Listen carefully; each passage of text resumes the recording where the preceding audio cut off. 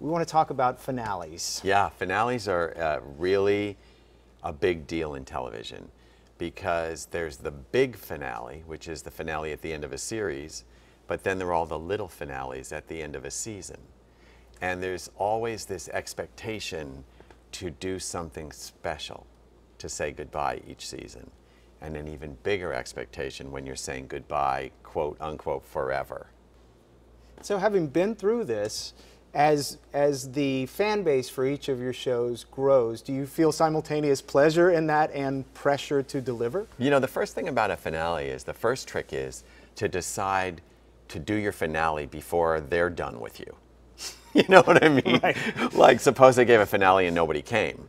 You know, like, if you can feel when it's time to leave, and it's usually just a little bit before they want you to, that's the best scenario for a finale. Like with Sex and the City, Sarah Jessica and I decided we were done because I looked at the landscape and I knew if we went any further, the show would be a different show.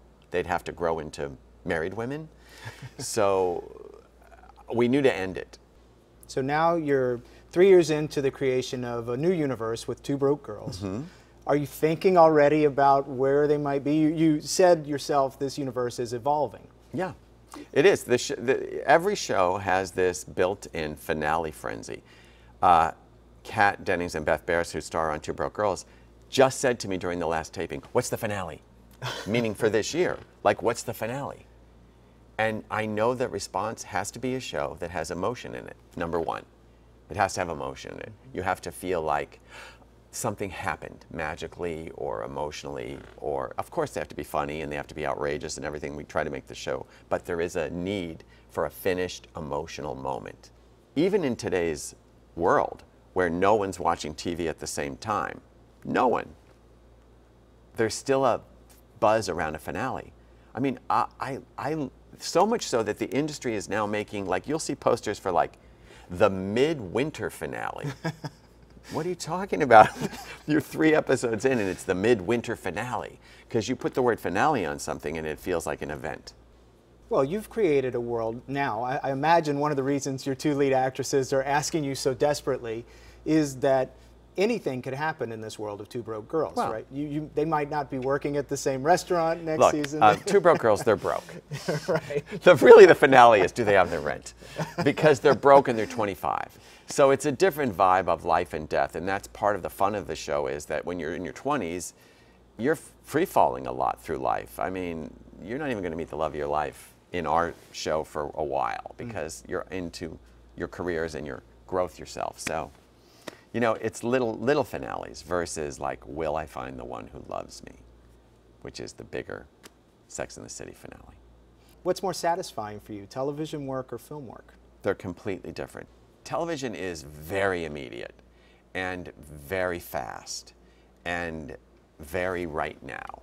We can do a Justin Bieber and his dad joke and it's on 2 weeks later.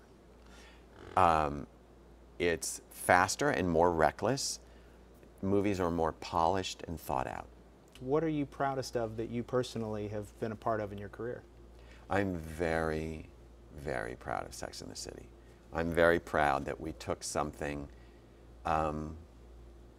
called sex that when we started was sort of in the shadows and dark and not light, and by adding humor to it we made it pink and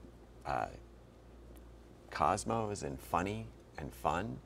I'm very proud of the tiny little voice that got amplified about single people, that they weren't lepers, that they could also be fine alone. So I'm very proud of the legacy, when you speak of legacy, the legacy of putting a louder voice on what at that time was considered shameful, which is to be not married.